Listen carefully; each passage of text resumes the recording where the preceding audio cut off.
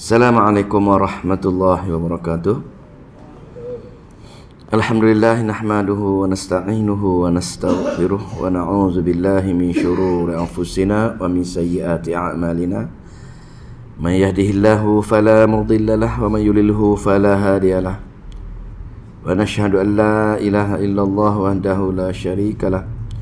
Wa nashhadu anna Muhammadan abduhu wa rasuluh. Rabbi shrah li sadri wa yassir li amri wahlul 'uqdatam min lisani yafqahu qawli, amma ba'd. Alhamdulillah, kita meneruskan pengajian surah Al-Baqarah muka surat 24. InsyaAllah malam ni ayat yang ke 158.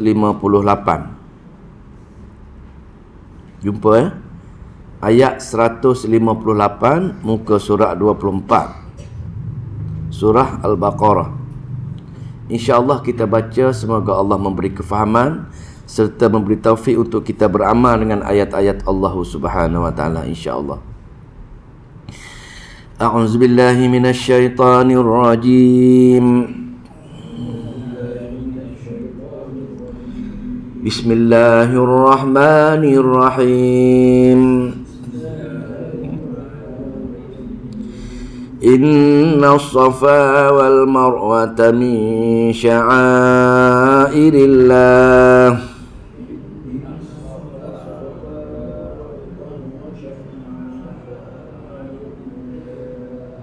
Faman hajjal baita aw i'tamara fala junaha alayhi an yatawafa bihima.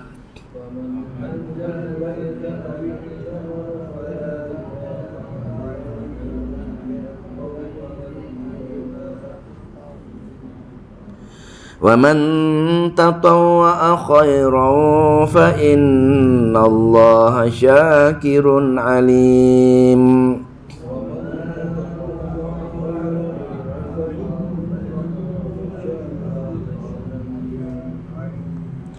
Alhamdulillah, dah hampir sebulan mungkin kita dah lupa dah apa tajuk yang kita bahaskan siri sebelum ini.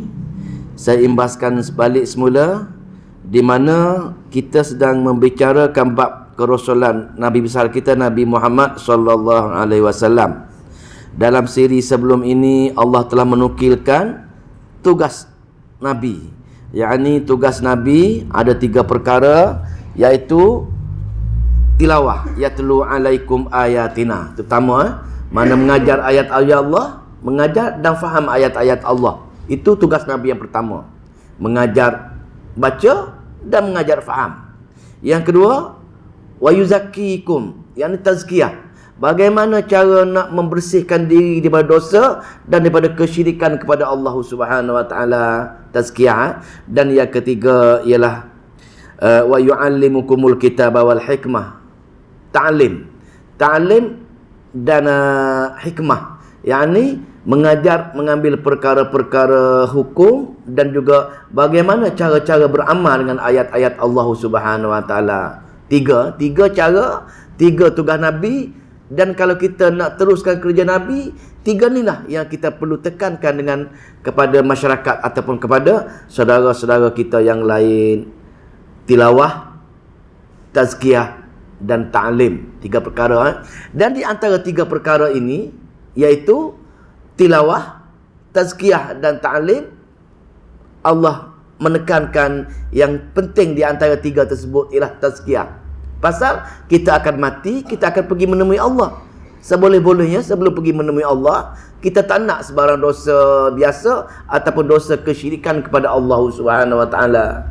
Atas dasar peri pentingnya tazkiyah tersebut, maka Allah huraikan contoh-contoh ayat-ayat yang berikut ialah apa dia tazkiyah, apa dia menyucikan diri. Maka sifat-sifat tazkiyah Allah gariskan dalam kitabnya. Yang pertama, kalau kita masih ingat lagi apa dia?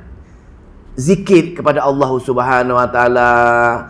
Hidup seharian kita, pagi, petang, malam, sepatutnya kita nak menyucikan diri kita daripada dosa biasa ataupun dosa-dosa kesyirikan. Hendaklah membasahi mulut kita, membasahi hati kita dengan mengingati Allah.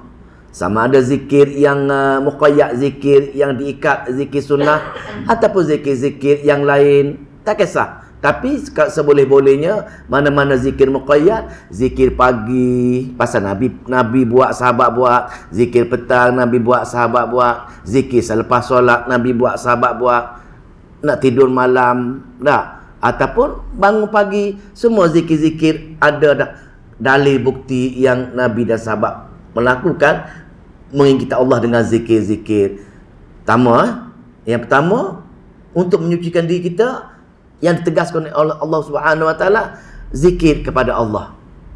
Yang kedua, peri pentingnya tazkiyah ini ialah apa dia? Ingat lagi tak?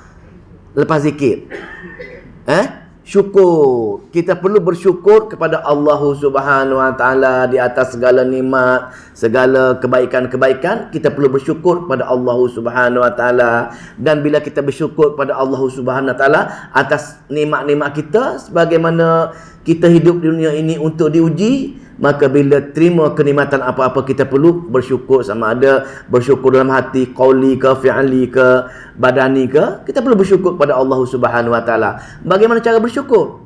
Cara bersyukur ialah dilafazkan menerusi perkataan dan diingat ke dalam hati, ataupun menambahkan ketaatan kepada Allah Subhanahu Wa Taala. Itu tanda kesyukuran. Dan bila kita bersyukur kepada Allah Subhanahu Wa Taala, Allah akan tambah lagi nikmat dia. La in syakartum la azidannakum. Jika kamu syukur dengan aku, pasti aku tambahkan lagi kenikmatan-kenikmatan kamu. Wala in kafartum, tapi kalau kamu tak bersyukur, kalau kamu kufur dengan nikmat aku bagi kepada kamu, apa dia? Inna, apa dia? Azabi lasyadid. Tunggulah hukuman aku yang amat keras menunggu kamu, kerana kamu tidak bersyukur atas nikmat yang aku bagi kepada kamu. Jasa aku besar sangat, tapi kamu tak ingat, kamu kufur dengan nikmat-nikmat aku. Dua dah, tazkiyah, cara menyucikan diri, nak membetulkan hati kita. Takut hati kita ada perasaan-perasaan penyakit hati, kena amalkan dua perkara utama ini. Dah dua. Yang ketiga, apa dia? Ingat lagi? Sabar. Ikut susunan Al-Quran, sabar. Tapi setengah-setengah orang ni ikut kitab berbagai-bagai cara, tapi Allah gariskan yang ketiga, sabar. Sabar dikembangkan dengan syukur. Pasal apa? Sabar dan syukur merupakan kesan daripada dua-dua kehidupan seharian kita. Dalam kehidupan seharian kita di dunia, kadang-kadang Allah bagi nikmat, kadang-kadang Allah bagi musibah. Kalau Allah bagi nikmat, kita bersyukur tadi. Kalau Allah bagi musibah, kita perlu sabar tadi. Maka nikmat kita bersyukur ada pahala, sabar atau musibah kita sabar pun ada pahala. Maka setiap masa orang mukmin tulen akan pasti berada dalam keadaan pahala sepanjang masa. Tiga dah tak? Zikir, syukur, sabar. Yang keempat apa dia? Baru solat ataupun doa lah. Dalam solat, memang as-solat, dalam as-solat tu perkara paling penting solat adalah doa. Maka kita perlu sentiasa berdoa, ataupun apa-apa saja doa yang kita perlu melazimi dalam kehidupan seharian, supaya rapat sangat kita dengan Allah Subhanahu Wa Taala. Ketika susah pun kita berdoa, ketika senang pun ketika berdoa, ketika ada masalah pun kita berdoa, ketika selesai melakukan ibadah pun kita berdoa. Setiap masa sepatutnya kita berdoa dengan Allah Subhanahu Wa Taala, tanda wujudnya hubungan kita dengan Allah Subhanahu Wa Taala. Itu empat kita dah belajar. Empat perkara untuk menyucikan diri kita, tazkiyah, iaitu apa dia? Zikir, syukur, sabar dan doa. Satu lagi yang kita akan baca malam ini ialah ta'zim, mengagungkan Allah Subhanahu Wa Taala, mengagungkan tempat yang Allah muliakan. Dan saya ringkas dulu, dan di antara kelima-lima penyucian diri ini, di antara kelima-lima tazkiyah ini, yang paling Allah tekankan, yang paling penting ialah sabar. Sebab tu selepas ayat yang keempat, selepas ayat doa tadi, Allah buat contoh-contoh sabar. Ada sabar biasa, ada sabar tinggi sikit, ada kemuncak kesabaran.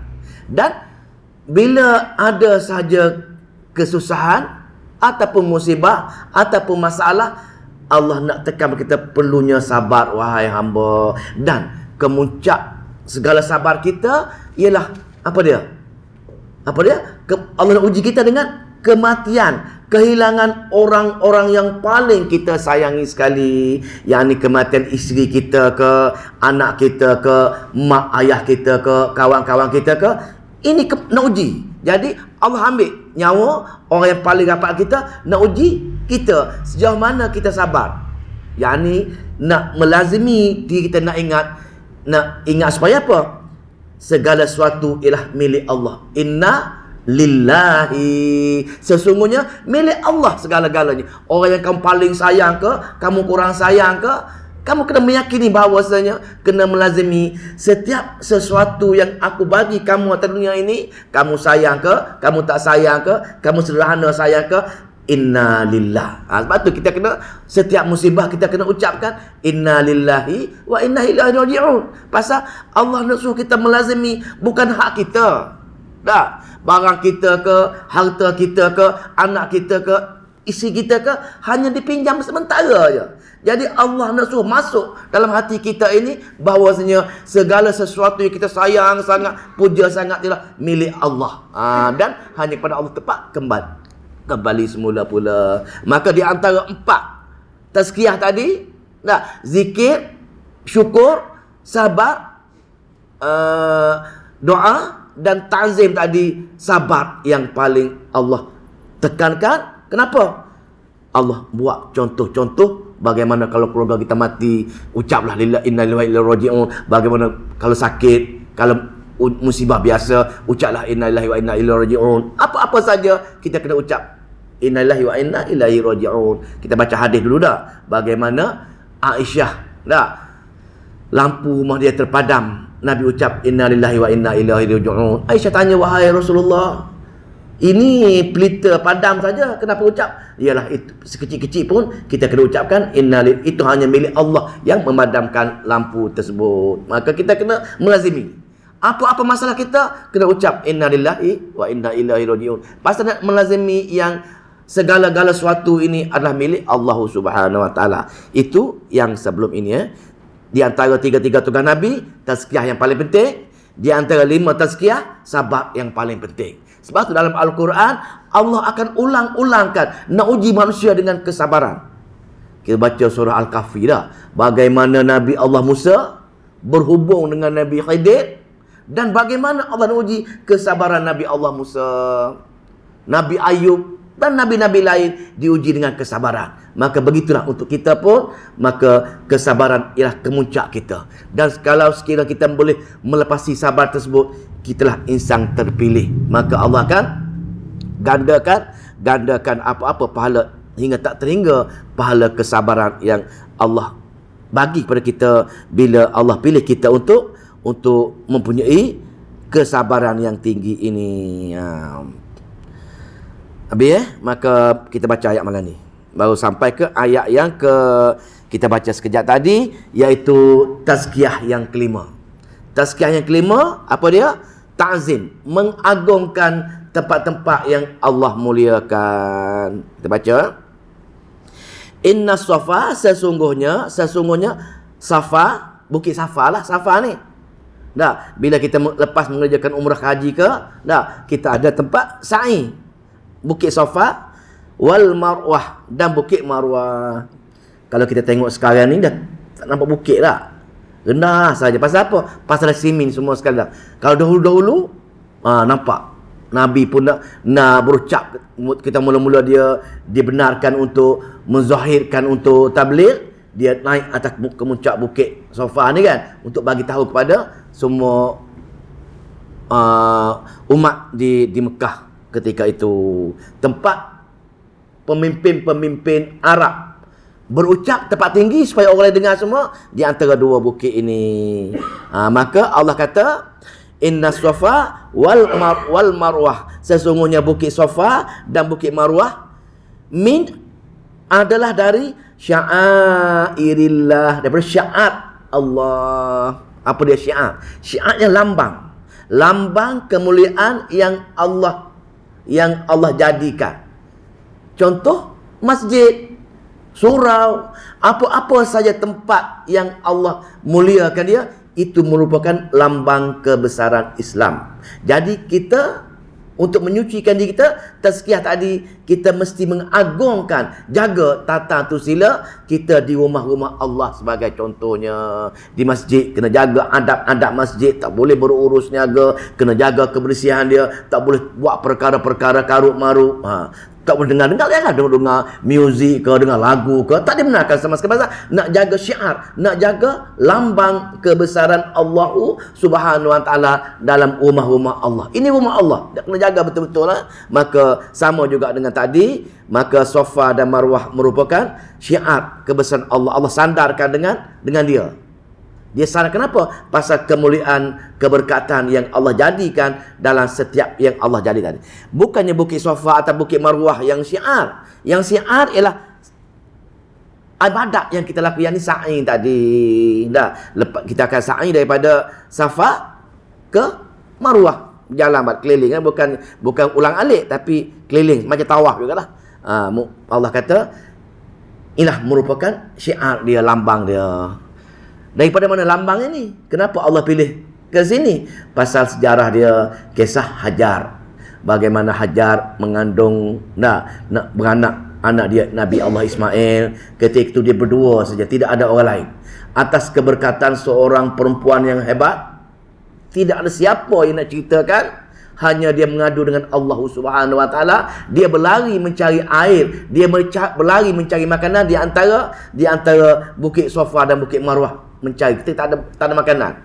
Maka atas dasar kebersihan, kemurnian, kejujuran Hajar, maka Allah jadikan Bukit Safa, Bukit Marwah tempat yang sebagai syiar Islam itu. Walau bagaimanapun di zaman Nabi besar, Nabi selepas di antara Nabi Ismail tersebut, lama-lama masyarakat telah berubah di Mekah tersebut. Berubah daripada mana? Berubah daripada mereka memuja perkara-perkara yang mereka rasa ada boleh memberi kepentingan kepada mereka. Mana-mana orang alim dia, mana-mana orang yang ada kebaikan dengan dia, apa-apa siapa saja yang mereka kenang jasa tersebut, mereka menjadikan betul-betul berhala, betul-betul patung. Mula-mula untuk mengenang saja, lama-lama dia akan jadi mengambil berkat dengan patung-patung tersebut. Maka di antara Safa dengan Marwah ini yang Allah nak turunkan ayat ini, ada asbabun nuzul, iaitu di mana semasa kisah dia dalam salah satu asbabun nuzul, ada cerita bab ada dua manusia, satu pemuda, satu pemudi, dia bercinta nak melakukan zina di Kaabah. Nama pemuda tersebut ialah apa nama, lupa nama. Islah kan? Islah betul tak? Dan Nailah. Maksud Islah tu tengok balik lah. Islah lelaki pemuda dan Nailah perempuan. Sama ada dia melakukan zina, Lailah dan Asif. Asif Nailah perempuan, Asif lelaki. Maka sama ada dia berzina atau tak berzina, maka ditakdirkan Allah jadikan mereka batu patah nak menjadi pengajaran. Bila menjadi batu, dua-dua manusia ini, Asif dan Nailah ini menjadi batu, maka orang Arab jahiliah nak buat pengajaran supaya jangan berzinar di tempat ibadat, maka mereka meletakkan dua patung yang nukilkan batu tadi di Kaabah peringkat permulaannya. Generasi demi generasi, mula-mula mereka nak kutuk ni, jangan jadi macam satu pasangan ini, jangan jadi itu. Lama-lama dia dah bertukar daripada sebagai pengajaran, bertukar menjadi sayang kepada dua patung ini ambil berkat dah. Lama generasi tu. Tamu 1 tahun 2 tahun, maka mereka bertukar. Pasal apa? Pasal syaitan membisikkan supaya syirik kepada Allah Subhanahu Wa Taala. Jadi bila mereka sayang dengan patung ini, maka mereka pun fikir tempat yang paling sesuai untuk letak Asif dan Nailah ini ialah letak di seekor Asif ini letak di Safa dan Nailah letak di Marwah, Bukit Marwah. Jadi kalau buat sa'i masa tersebut tak sah kalau tak tengok bid'ah, tak sah kalau tak sentuh kepala Asif dan kepala Nailah tadi. Itu bentuk-bentuk dia. Bentuk-bentuk pemujaan. Mula-mula okey, lama-lama dia akan bertukar menjadi mengambil keberkatan, mengambil sah amalan kalau tak sentuh perkara-perkara ini. Inilah perkara-perkara bid'ah. Perkara-perkara bid'ah lama-lama syaitan akan heret kita kepada kesyirikan kepada Allah Subhanahu Wa Taala. Itu juga kita tutup. Kita tutup perkara-perkara dosa-dosa lain, dosa bid'ah ke dosa apa ke, jangan buat. Pasal apa? Takut dikhawatiri akan diheretkan kepada kesyirikan kepada Allah Subhanahu Wa Taala.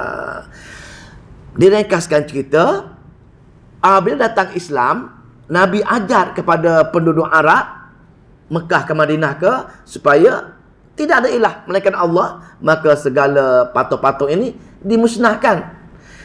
Bila dimusnahkan patung-patung ini, maka golongan-golongan Islam di Madinah, golongan Ansar terutamanya, bila nak pergi buat umrah, nak pergi buat haji, dia rasa bersalah kalau dia pergi buat umrah dan haji, pergi buat sa'i. Kerana terbayang masa jahiliah dulu mereka menyembah, mereka berkat dengan Asif dan Nailah tadi. Jadi mereka rasa ragu, rasa berat hati nak pergi buat sa'i. Sedangkan untuk buat ibadat. Tapi kerana terbayang dua patung yang mereka beramal dahulu, maka Allah turunkan ayat ini. Allah turunkan ayat 158 ini untuk memadam resam orang Arab supaya jangan risau dengan Asif, dengan berhala-berhala sebagainya. Mereka datang kemudian, dah habis mereka, yang tinggal hanya syiar yang Allah tetapkan untuk mentazimkan Allah Subhanahu Wa Taala dengan melakukan sa'i tadi. Lepas tawaf, pergi sa'i tadi. Itu ayat turun. Boleh faham ayat dia. Inna Safa wal Marwata min sya'airillah. Bukit Safa dan Bukit Marwah yang kamu melakukan sa'i itu merupakan lambang kebesaran Allah. Faman hajjal baita, maka sesiapa yang nak datang mengerjakan haji, kena lepas tawaf, kena buat sa'i tak? Awi atamara, ataupun nak pergi melakukan umrah, fala junaha alaihi, maka tidak ada dosa ke atas mereka. Seperti mana mereka takut hati kita nak pergi tadi, takut-takut ada kesan-kesan Asif dan Nailah. Allah kata jangan risau, kamu boleh melakukan sa'i kerana itu mengagungkan kebesaran aku. Aku buat turunkan syiar untuk syariat, untuk buat sa'i. Maka jangan kamu takut nak sa'i antara Bukit Marwah dan Bukit Safa tersebut, walaupun dahulu kamu terkesankan selalu buat perkara-perkara kesyirikan ini. Maka kalau buat sekarang ini pasal kamu perlu mengagungkan apa yang Allah agungkan, maka tidak dosa bagi kamu. Boleh sama kita dengan masjid surah, kita kena mengagung kepada ini rumah-rumah Allah Subhanahu Wa Taala. Nana Allah kata dia letak nama dia sya'airillah, lambang kebesaran Allah, kita kena mengagungkan. Itu yang kelima lah, tazkiyah yang kelima, mengagungkan tempat-tempat yang Allah lambang kebesaran Islam. Fala junaha, tidak ada dosa apa pun. Bukan setakat itu saja, bukan setakat kamu tak ada dosa melakukan haji dan umrah dengan bersa'i tadi pun, tapi satu lagi, ayat tawafa bihima, ataupun kamu untuk tawaf di antaranya ke situ. Maka tawaf tadi tak baca ni. Bima wa man tatawwa, mana ayat tadi ni? Farajuna alaihi dan bila kamu tawaf di sa'i tadi, tak ada apa masalah. Lepas tu bukan setakat tu saja. Waman, dan barang siapa Tatawwa'a. Barang siapa yang mengerjakan tatawwa'a ni, ketaatan. Sesiapa yang memberi ketaatan dalam melaksanakan apa-apa amalan. Amalan wajib ke, amalan sunat ke, kalau dia melakukan ketaatan ketika itu, maka Allah kata khairan, lebih baik sebenarnya. Jangan risau dengan sa'i tadi pasal dia mengagungkan Allah. Dan kalau membuat amalan-amalan sunat lain pun, berzikir ke, umrah sunat ke, haji sunat ke, maka ketika itu lebih baik. Maka pasal apa? Pasal ketaatan kepada Allah Subhanahu wa taala, untuk mengagungkan Allah Subhanahu wa taala. Maka fa innallaha, dan sesungguhnya Allah itu syakirun. Allah itu maha mensyukuri. Kita biasa kita dengar manusia saja bersyukur. Kenapa tiba-tiba hari ini Allah yang mensyukuri? Maksud Allah mensyukuri ialah bila bersyukur, maka tanda kita bersyukur ialah kita melakukan ketaatan.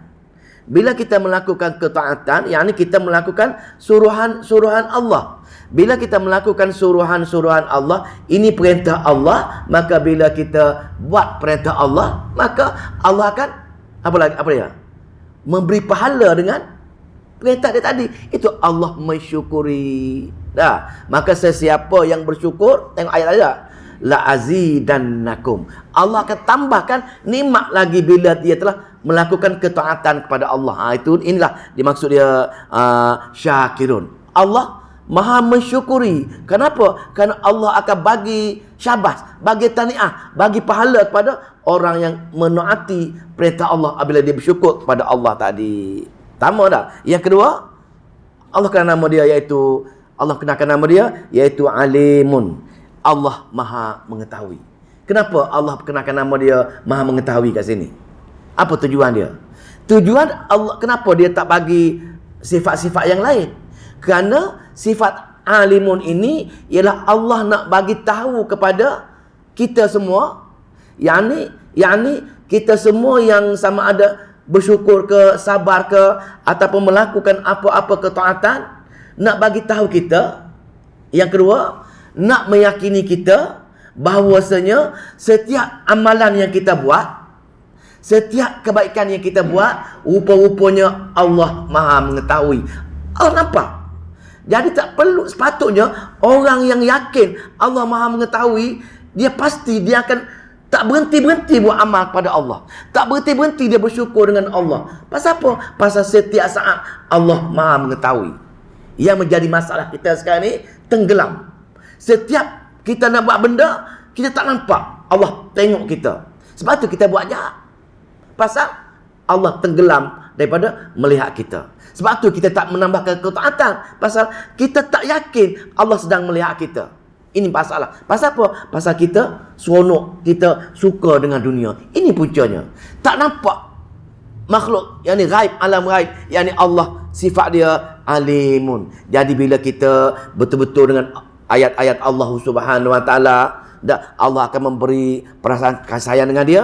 Bila baca ayat-ayat alimun, Allah maha mengetahui, maka kita tidak akan jemu-jemu. Setiap masa kita buat amal-amalan, kita bersyukur, kita nak infak, apa-apa saja, kita non-stop buat untuk Allah dengan penuh keikhlasan untuk Allah Subhanahu wa taala. Kerana Allah setiap masa mengetahui. Ini maka Allah kenakan sifat dia alim kat sini.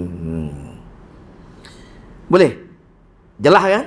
Dengan sifat Allah, dengan maka selesailah tazkiyah. Selesailah tugas-tugas Nabi yang ketiga tadi, yang paling penting tazkiyah. Maka Allah nukilkan 5 tahap bagaimana cara nak menyucikan diri kita. Dan yang kelima ialah mengagungkan Allah dalam tempat-tempat syiar yang Allah nyatakan kemuliaan dan kebesaran dia. Habis ayat 158. Pergi ayat 159.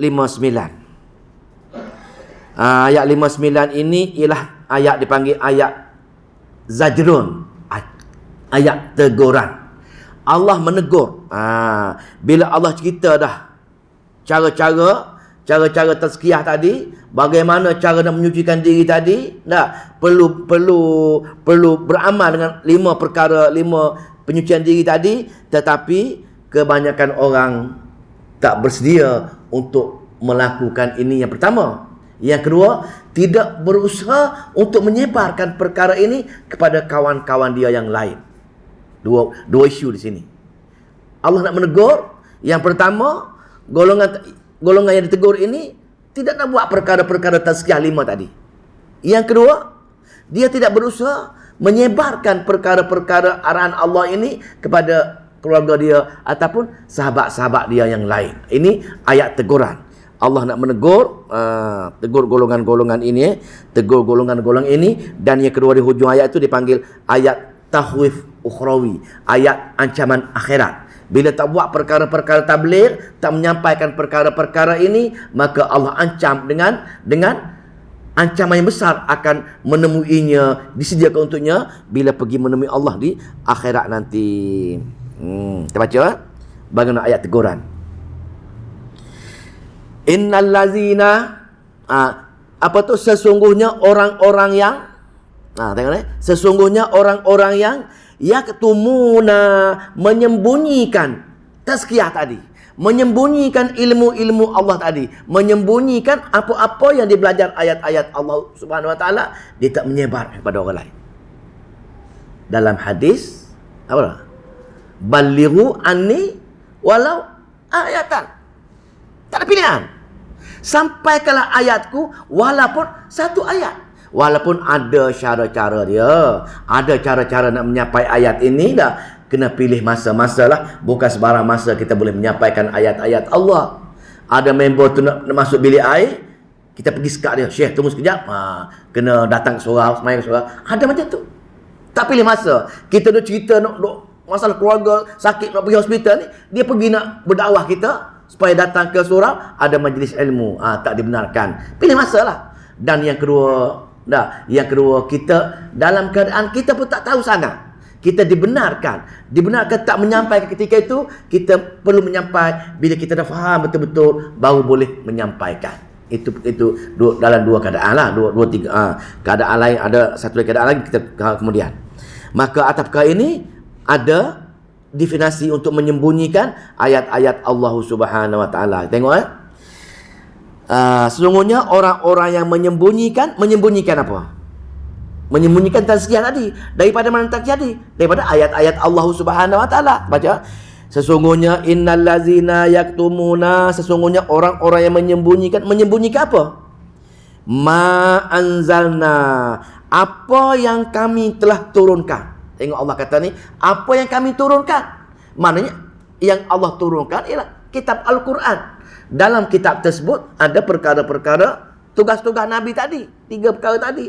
Ada tazkiyah tadi dah. Maka minal bayyinati, dengan keterangan-keterangan jelas tentang Allah, tentang Nabi, tentang hari akhirat, bagaimana nak menyucikan diri, semua jelas. Tidak ada keraguan. Tengok. Maka apa yang kami turunkan yang dalam Al-Quran, minal bayyinati, bukti-bukti yang jelas untuk mengesahkan Allah dan berusaha nak pergi ke hari akhirat untuk berjumpa Allah Subhanahu wa taala dalam keadaan kita suci daripada dosa biasa, tazkiyah tadi, suci daripada dosa syirik kepada Allah Subhanahu wa taala, al-bayyinat. Jelas sekali bukti tersebut. Tapi kebanyakan manusia tak nak pegang perkara-perkara ini, tak nak mari duduk majlis ilmu 40 tahun, 50 tahun pun tak pernah nak cerita pada korang.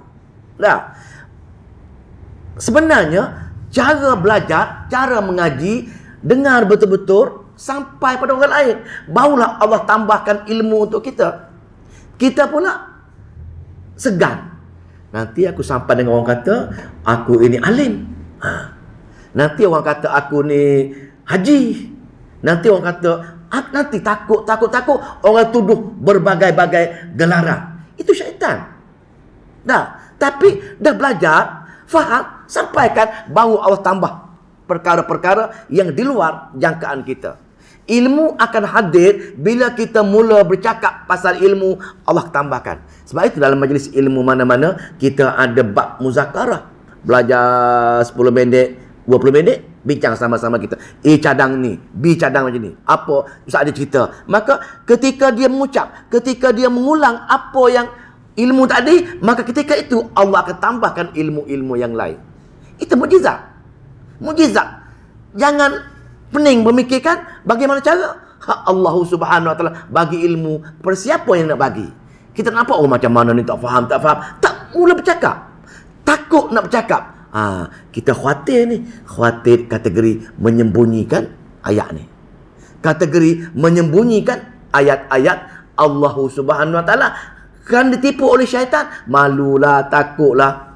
Masalah ni besar masalah. Kena buatlah. Kita dah mengaji berapa lama mengaji EQN tubuh dah berapa tahun dah. Daripada 2014 lagi. Hampir 10 tahun dah. Ada kita melaksanakan hak kita, ajar kepada orang lain. Berat akhir ni. Pertama, bayinat. Yang kedua, wal huda, sebagai petunjuk. Dalam Al-Quran yang kita belajar hari merupakan petunjuk. Petunjuk pun tak akan ada kalau kita tidak berusaha menyampaikan kepada orang lain. Balighu walau ayat tadi. Tak ada satu nak sampai kepada orang. Maka kita kena buat sesuatu lah. Kena buat sesuatu supaya boleh beramal. Jangan menjadi sebagaimana orang yang Allah nak tegur dalam ayat ini. Waluda, apa dia? Mim ba'di ma berupa keterangan-keterangan mim ba'di ma, dari sudah kami menerangkannya linnasi kepada manusia. Allah kita tolong kita kan manusia degil tak cerita hal-hal Quran ini kepada orang lain, maka sedangkan mereka dah belajar kitab Al-Quran tersebut. Maka apabila mereka terlibat dalam perkara ini, terlibat dalam perkara tidak menyampai kepada orang lain, kategori menyembunyikan ayat-ayat Allah, segan takut orang lain kata, tengok ayat ini ancaman. Allah mengancam golongan-golongan yang kita rasa apa? Kita rasa apa salahnya untuk kita pun, saya ni cukup pada diri saya pun cukup dah. Ada begitu. Saya ni cukup-cukup dah, pada diri saya pun cukup dah. Itu syaitan. Berat ke dia. Seperti yang Allah kata, ulaika. Mereka ni, mereka yang tidak berusaha nak sebarkan ayat-ayat Allah, bahkan merasa malu nak sebar ayat-ayat Allah, mereka dah tahu. Maka Allah kata, yal'anuhumullahu. Berat kira. Maka apa dia? Mereka itu yal'anuhumullahu. Allah melaknat mereka. Ngeri. Allah melaknat orang yang tidak ada usaha ke arah ini. Dia hanya belajar ini halwa telinga, halwa mata dia aja. Mari dengar, kadang-kadang tidur, kadang-kadang bangun. Tidak usaha nak ambil pada keluarga dia sekurang-kurangnya. Maka golongan ini setelah dia menepati syarat-syarat tadi lah. Kalau ada syarat-syarat lain dikecualikan. Ada syarat-syarat lain dikecualikan. Tapi kalau ada masa duduk borak-borak tadi, kalau kita ada usaha nak ke arah nak menceritakan ayat-ayat Allah, Allah kata ulaika, mereka ini yal'anuhumullah. Allah melaknat mereka. Apa maksud laknat? Laknat ialah jauh daripada rahmat Allah. Laknat-laknat ini ialah jauh daripada rahmat Allah. Jadi, mana mungkin nak pergi ke syurga, sedangkan syurga ini diberi atas rahmat Allah. Sedangkan kita Allah laknat. Nampak perkaitan dia? Maka, bukan setakat Allah saja laknat. Ini berat lagi ni. Wayal'anuhumul la'inun. Wayal'anuhumul la'inun. Dan melaknat mereka oleh para pelaknat. Allah pelaknat jauh daripada rahmat, dan semua pelaknat-pelaknat akan laknat dia balik. Siapa laknat? Tafsir katakan malaikat, jin, orang beriman, makhluk melata, tidak melata, semua melaknat. Kenapa berat sangat kes ni? Kenapa berat sangat kes orang yang tak menyebar ayat-ayat Allah? Satu dunia akan laknat dia. Kenapa? Pasal kesan tak menyebar ayat-ayat Allah menyebabkan orang kufur kepada Allah. Amalan dia jauh daripada arahan Allah. Akidah dia jauh daripada yang Allah tetapkan. Amalan jauh daripada Nabi yang ajarkan. Semua berkaitan. Maka dosa yang paling besar ialah menyebabkan orang lain pergi ke neraka jahanam kekal, kerana kita tidak berusaha nak ajak mereka sama-sama belajar ayat-ayat Allah Subhanahu Wa Taala. Amat-amat ngeri ayat yang semacam ini. Pasal apa? Besar sangat dosa dia. Pasal apa? Menyebabkan semua orang lain masuk neraka kekal. Cuba bayangkan. Kenapa neraka kekal? Kita tidak usaha nak ajak dia jalan yang benar, nak belajar ayat-ayat Allah, belajar hadis-hadis. Ini punca dia. Sebab tu satu dunia akan laknat dia. Semoga Allah lindungi kita lah. Kena dengar beramal dengan ayat-ayat ini. Tak ada pilihan. Kena berusaha. Tengok ayat-ayat Allah. Ambil 3 tugas-tugas Nabi tadi. Sabar pada orang lain. Cara-cara kita lah. Boleh 160. Satu lagi. 80 boleh. 160. Walau bagaimanapun ada pengecualian dia. Bukan nak ugut gerung semacam itu. Ada pengecualian dia. Ayat 60 itu pengecualian dia. Illal lazina, kecuali orang-orang yang kecuali orang-orang dah menyesali atas perbuatan dia, tidak berusaha nak kembali pada Al-Quran. Dia sedar. Bila dia sedar kesalahan dia, kenapalah aku tak cakap dengan bini aku, anak aku, jiran-jiran aku, kenapalah aku tak berusaha mengajak mereka duduk dalam kelas-kelas tadabbur, kenapa, maka dia menyesal atas ketelanjuran dia itu. Maka hari ini dengan ayat ini dia kata innal lazina kafaru, berkata orang yang engkar tadi. Engkar kenapa? Engkar tidak berusaha nak menyebarkan ayat-ayat Allah dengan tanpa sengaja tadi. Maka mana tadi? Silah tadi ayat.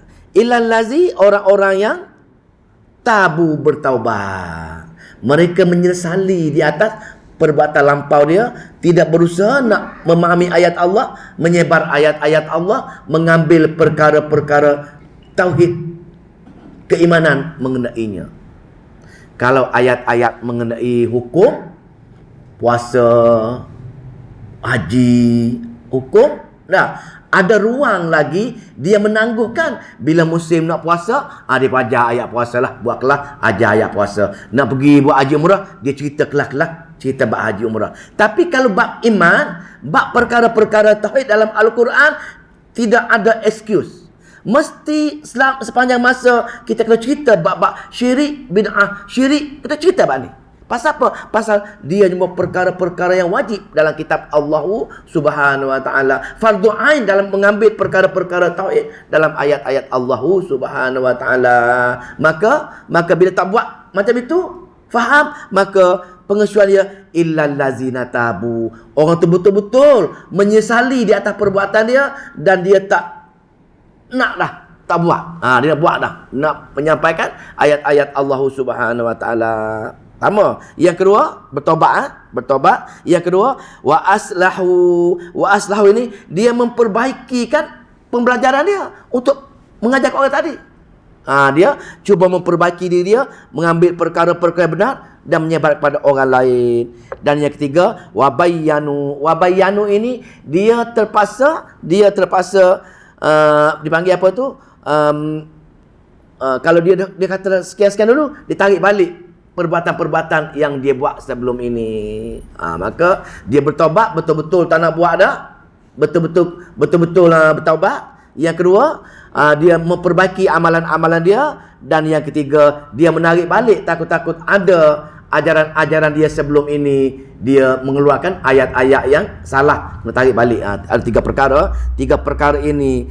perkara inilah. Bila dibuat 3 perkara ini, maka faulaika. Ini Allah khabar gembira, ayat tafsir, khabar gembira pula. Tadi khabar menakutkan, takhwif. Ini khabar gembira pula. Faulaika, maka mereka itulah, mereka yang bertaubat, mereka yang memperbetulkan ajaran dia, amalan dia, mereka yang menolak, tarik balik mana-mana amalan dulu tak betul dulu. Ada 3 perkara ini, maka mereka ini atubu alaihim, maka Allah kata aku menerima taubat mereka. Aku terima habis cerita. Nak cerita di sininya, Allah sedang menunggu untuk dia mengampunkan dosa kita. Dia tu je. Taubat saja Allah terima taubat. Ini yang Allah ceritanya. Tapi ada kita bertaubat. Itu isunya. Maka kita perlu, maknanya kita perlu bertaubat. Maknanya istighfar ke bertaubat ke supaya memenuhi tuntutan atubu alaihim. Maka aku akan menerima taubat mereka. Siapa dia ni? Allah perkenalkan diri dah. Wa ana, dan kamilah, Allah lah, kamilah at-tawwabu, kamilah yang maha penerima taubat, tidak ada orang lain. Kenapa tidak menyegel taubat pada kami? Itu maksudnya Allah nak wujudkan khabar gembira kepada kita, kebergantungan dengan dia, bergantung harap dengan dia, keyakinan bahawasanya sebelum kita mati ini Allah amat-amat membuka peluang untuk mengampuni segala dosa-dosa lampau kita. Maka Allah kenalkan diri dia, wa ana tawwabu, akulah maha penerima taubat, tidak ada orang lain yang boleh menerima taubat. Kenapa kamu nak guna lagi perantaraan ke? Kenapa kamu tak nak bertaubat dengan aku ke? Kenapa kamu menangguh-nangguhkan, sedang aku sedang ready ni untuk mengampun dosa kamu. Maka ibrah dia ialah kita perlu segera bertaubat dan selalu bertaubat, kena menjadikan diri kita ini memenuhi tuntutan. Ia memenuhi tuntutan Allah penerima taubat. Dan Allah pun buat nama dia juga, sifat dia. Apa sifat dia? Ar-Rahim, sifat ke-19. Jadi Allah kata, wahai hamba, di samping akulah maha penerima taubat, kau minta, aku bila kau minta dengan aku tak sampai hati nak ampun dosa kamu. Pasal apa? Pasal sifat aku ialah amat Ar-Rahim, ke-19. Aku tak sanggup lagi melihat hamba aku menderita kerana dia telah bertaubat dengan aku. Di pergi hari akhirat nanti, aku tak sanggup lagi melihat hamba aku menderita walaupun sesaat. Pasal apa? Pasal atas dunia dahulu dia telah bertaubat pada aku. Isu sekarang ni, berapa kali sehari kita bertaubat kepada Allah, betul-betul taubat nasuha. Itu maksudnya. Maka selalu taubat ni kena sama juga dengan taksir tadi, selalu mengiringi kita dengan melakukan taubat tadi.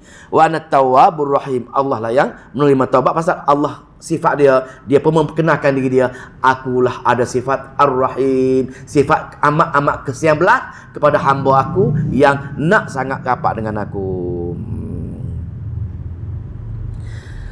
Satu ayat akhir lah, ayat akhir ni. Innal ladzina kafaru, ini pasal ulangan, saya lajulah. Innal ladzina kafaru, sesungguhnya orang-orang yang engkar untuk bertaubat. Dah tahu dah Allah kenal dia penerima taubat, dia amat mengasihi yang belas, tapi degi lagi tak nak bertaubat lagi. Innal ladzina kafaru, orang-orang yang engkar untuk beramal dengan ayat-ayat yang sebelum ini untuk bertaubat kepada Allah Subhanahu wa taala. Dah, sifat mereka yang suka lagi menyembunyikan ayat-ayat Allah Subhanahu wa taala, tidak berusaha dah belajar menyebar ayat-ayat Allah Subhanahu wa taala, ataupun segala 5 perkara tazkiyah tadi, zikir, bersyukur, sabar, berdoa dan ta'zim kepada Allah tadi, dia tak buat juga. Dah Allah kata dah, ini kena buat, bertaubat perkara ini, tapi mereka kafaru, mereka enggan juga melakukan perkara-perkara tadi. Maka wamatu, bila mereka mati, mereka petunjuk mati dalam keadaan kufur kepada Allah Subhanahu wa taala. Pasal Allah akan bergerak di atas, dia bertindak. Kalau dia minta doa, dah ketandaan dia, Allah akan bertindak di atas apa amalan-amalan tadi. Nak rapat dengan Allah, Allah akan rapat dengan dia. Maka wamatu wahum kuffarun, maka mereka mati sedangkan mati mereka tadi dalam keadaan apa? Takut ni kuffarun, dalam keadaan tak beramal dengan ayat-ayat Allah, tak bertaubat, tak apa.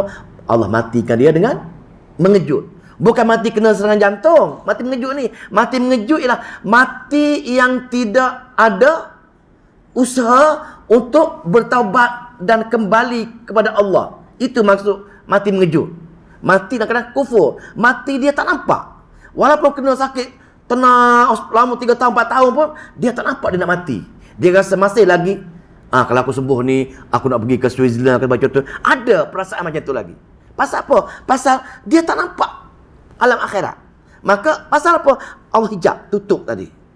Orang yang enggan memenuhi tazkiyah dengan perkara-perkara bertaubat tadi, maka wahum mati dalam keadaan ingkar tadi. Maka bila golongan ini atas dunia lagi ulaika alaihim la'natullahi, maka mereka anak Allah Subhanahu wa taala wal malaikat dan para malaikat dan juga wan nasi ajma'in, seluruh manusia akan melaknat golongan-golongan ini.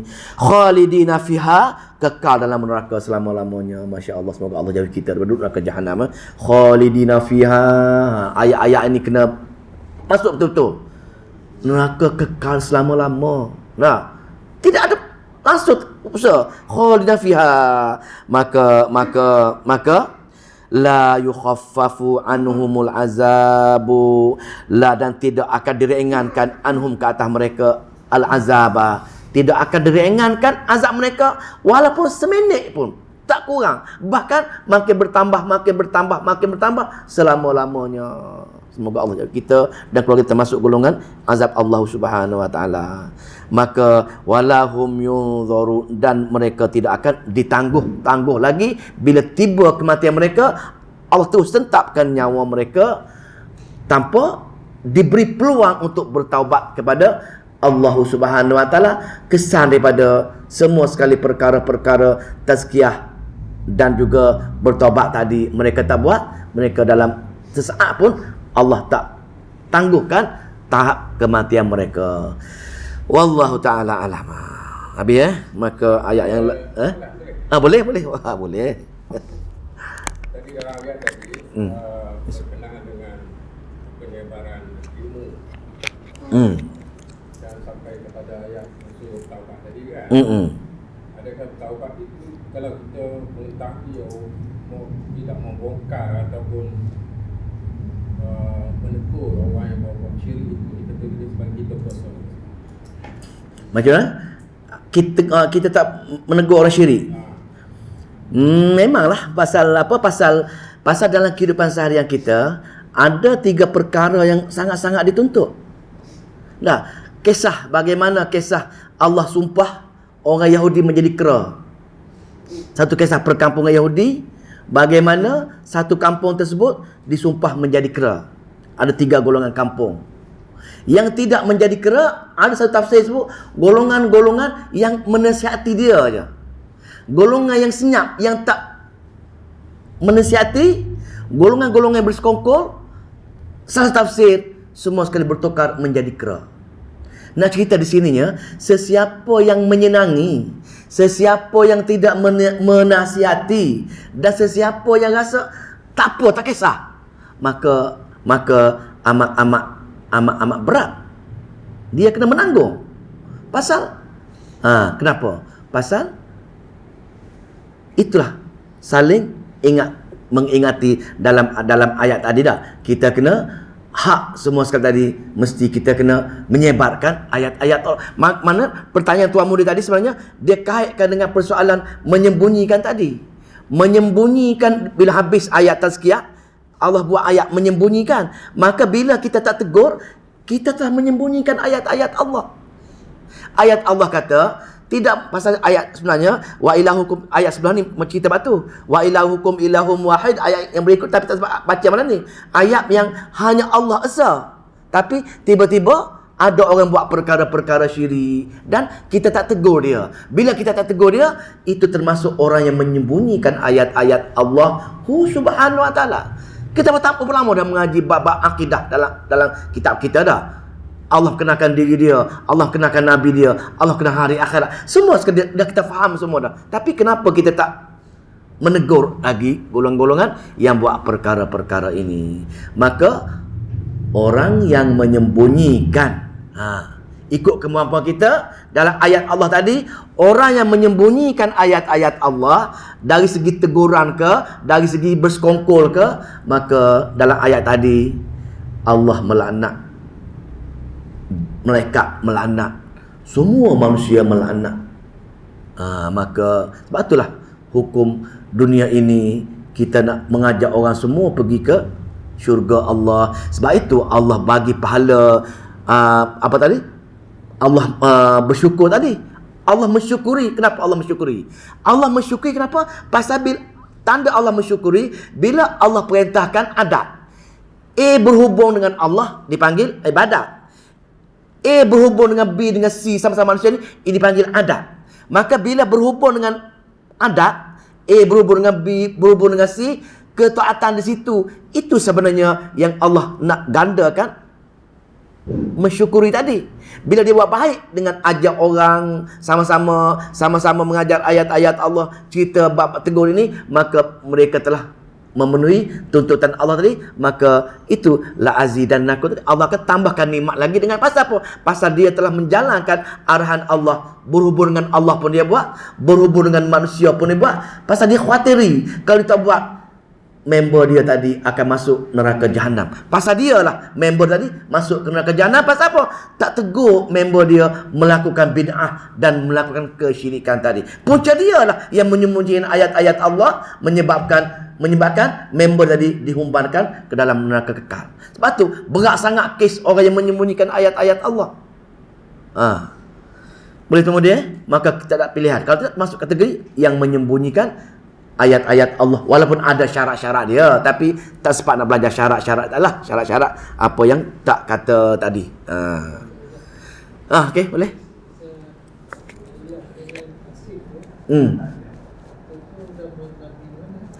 Dia selepas Nabi Ismail, wallah alam masa mana, tapi lamalah. Zaman Nabi Ismail dia ikut sekejap tauhid, masyarakat berubah. Pasal dia tak ada kitab nak rujuk, maka masyarakat ketika itu telah buat berhala-berhala ni. Banyak kisah-kisah dia bagaimana guru-guru Nasara Yahudi yang bercampur semua sekali buat penyembahan-penyembahan berhala ini. Lama maknanya zaman Nabi kita dilahirkan dah ada benda tu. Dah ada Asif, dah ada Nailah tadi yang menyebabkan masyarakat ambil berkap. Nak pergi sa'i kena sentuh kepala Asif, sentuh kepala Nailah, baru dia rasa sah sa'i dia. Kalau tak sentuh, tak sah. Jadi Allah nak membenteras, menghapuskan resam budaya orang Arab, dia anggap ibadat. Nak menghilangkan bukan ibadat sebagai bukan ibadat, ibadat sebagai bukan ibadat. Itulah maksudnya. Maka zaman Nabi dia menghancurkan semua sekali lah. Haji. Ibadat haji ni zaman Nabi Ibrahim lagi. Ibadat haji zaman Nabi Allah Ibrahim lagi. Dia haji, dia buat berdasarkan pakai ihram, berdasarkan baca talbiyah. Tapi pasal dia tak ada kitab, dia berubah. Ajaran cara-cara ni berubah. Dia mulalah melakukan tawaf dengan telanjang bulat. Kenapa? Pasal kalau pakai kain, dia khawatir kain tersebut dibeli daripada harta yang tak halal. Jadi orang Arab Quraisy kata, boleh. Kalau kamu nak pakai ihram, boleh. Kamu kena mari jumpa aku, ambil baju aku, pergi tawaf, baru sah. Kalau kamu nak tawaf kain kamu, kami tak bagi kain kami kena telanjang bulat. Baru pastikan tawaf kamu tadi betul-betul harta yang halal. Pertama. Yang kedua, dia bertawaf dengan bersiul-siul, berbunyi-bunyi. Makanya nak cerita di sini ya. Dahulu lagi dibuat perkara-perkara bid'ah daripada ajaran Nabi Allah Ibrahim, diubah kepada perkara-perkara bid'ah sepanjang 1500 tahun tersebut. Semua ada. Mereka sembelih ayam orang Arab ni. Mereka sembelih ayam kat leher, mereka ada nikah kahwin, ada tolak bain, tolak ada semua ada. Nikah ada saksi, semua sama amalan. Orang Arab jahiliyah nak berbanding dengan orang Islam sekarang ni, dari segi amalan tak banyak berubah. Yang berubah ialah akidah. Allah utuskan Nabi di kalangan orang Arab, bukan tujuan utama nak memperbetulkan amalan. Tujuan utama nak memperbetulkan akidah dia, kerana di samping menyembah Allah, dia sembah ilah-ilah yang lain. Itu problemnya. Dia orang tak marah dengan Nabi solat, pasal dia orang pun solat juga. Dia solat, tapi solat cara mereka lah. Tapi dia marah dengan Nabi kerana Nabi mengatakan la ilaha tadi. Tidak ada ilah. Dia marah tu je dia marahnya. Dia marah kerana Nabi mengatakan tidak ada ilah.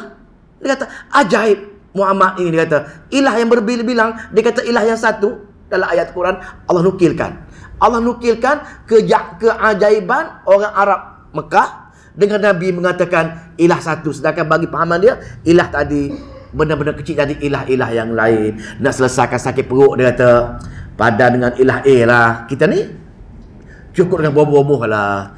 Nah, nak senang bersalin. Kan ada kau berkira. Buat benda-benda tentu. Ilah lah tu.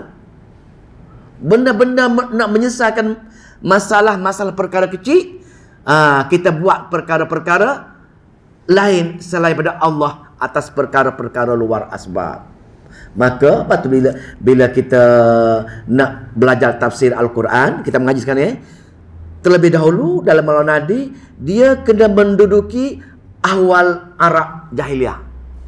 Dia mesti duduk dulu bagaimana tauhid, pembagian tauhid dan ahwal jahiliah dan juga perbahasan mengenai ilah. 3 perkara ini barulah Maulana Nadi bagi sanad. Pasal kalau tidak kita baca Al-Quran, baca terjemahan Al-Quran, tak faham apa dia persamaan amalan, apa dia perbezaan amalan, apa dia persamaan akidah, apa dia perbezaan akidah di antara orang Islam dengan orang Arab jahiliah, kita tak faham. Pasal dia Allah. Wala in sa'altahum man khalaqas samawati wal arda.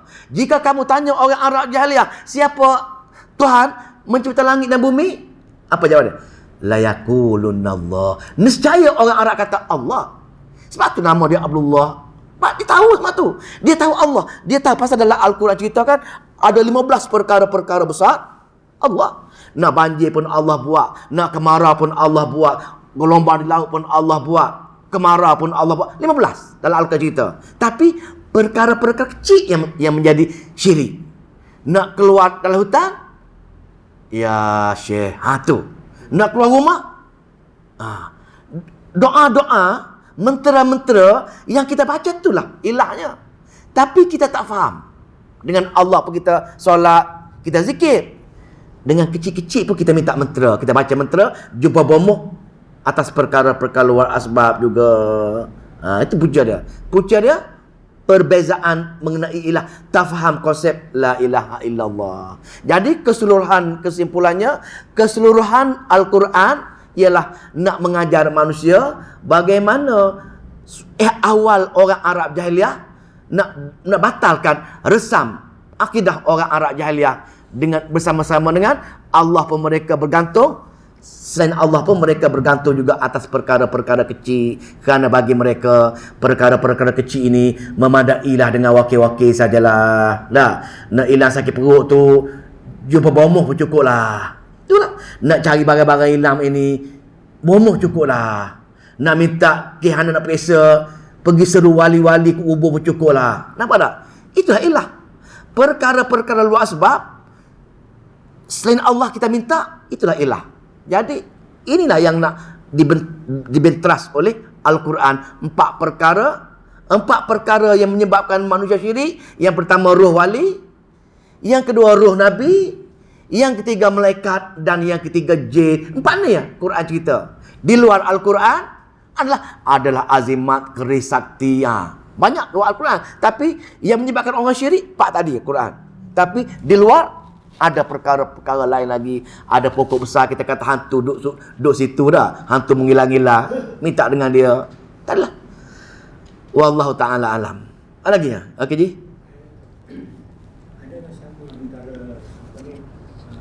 Tidak menegur orang buat kesyirikan dengan orang yang membuat bid'ah. Ada ni tak? Beza dia. Dia bid'ah ini pertama, peringkat awal bid'ah. Dia dosa. Peringkat pertama bid'ah merupakan dosa. Ikut kategori dosa kecil, dosa besar. Tetapi dalam usaha nak mempertahankan bid'ah dia tadi, dia akan mengerik pada kesyirikan kepada Allah Subhanahu Wa Taala. Peringkat pertama okey. Tapi dia mula mencari, ni punca dia. Dia mula mencari dalil-dalil palsu. Dia rasa dalil benar. Dia mula reka lah. Mula reka-reka cerita-cerita untuk menolak dalil yang kita buat benar tadi. Itulah mula kekufuran. Bila dia mula mencari dalil-dalil palsu yang dia rasa benar untuk menyokong bid'ah dia tadi, amalan tadi, dia tolak yang kita cerita yang benar tadi, itu bermulanya kekufuran kepada Allah Subhanahu Wa Taala. Dan syirik merupakan salah satu daripada punca kekufuran tersebut. Tengok bab mana kalau berkaitan dengan boleh menyeru selain Allah, fad'ullah boleh beribadat selain Allah, itu kesyirikan. Kalau dosa-dosa yang lain, dosa-dosa amalan, dia melibatkan kekufuran kepada Allah Subhanahu wa taala. Maka kesimpulannya, nak kait dekat dengan kesyirikan dengan bid'ah ini, hujung bid'ah akan menuju pada kesyirikan kepada Allah Subhanahu wa taala. Sebab tu kita orang sunnah ini tutup pintu awal-awal lagi. Tutup pintu awal-awal, jangan takut kita tenggelam dalam kesyirikan. Begitu juga dengan tawasul. Ada tawasul dibenarkan. Ada kaedah-kaedah untuk bertawasul dengan Nabi yang dibenarkan, tapi sikit sangat beza dengan yang tak dibenarkan. Dikhawatiri bila kita bertawasul pada Nabi dengan kaedah yang tadi pasal amat rapat dengan syirik, maka lebih baik kita tutup terus pintu kesyirikan daripada kita terlibat dengan kesyirikan ini. Itulah, itu halang sangat. Mula-mula dulu bersiul orang buat apa tu, tawaf. Sekarang ini dah mula menyanyi-nyanyi, lepas bernyanyi dia bergendang lagi. Banyak sekarang tu sikit demi sikit, lama-lama dia akan menjadilah Arab jahiliyah dahulu, percaya dengan perkara-perkara ini. Wallahu taala alam. Boleh? A'udzubillahi minasyaitonir rajim. Bismillahirrahmanirrahim. Allahumma salli wa sallim wa barik ala Muhammad. Allahumma faqina fi din wa alimna ta'wil wa hadina ila sawa'is sabil. Allahumma fiqna lima tuhibbu wa tarda wa ja'al akhiratana khairan minal ula. Radina billahi rabban wa bislami dina wa bi Muhammadin nabiyyan wa rasulah. Allahumma aj'al Qur'ana hujjatan lana ya arhamar rahimin wa la taj'al al-Qur'ana hujjatan alaina ya rabbal alamin. Rabbana atina fid dunya hasanah wa fil akhirati hasanah wa qina azabannar walhamdulillahi rabbil alamin. Assalamualaikum warahmatullahi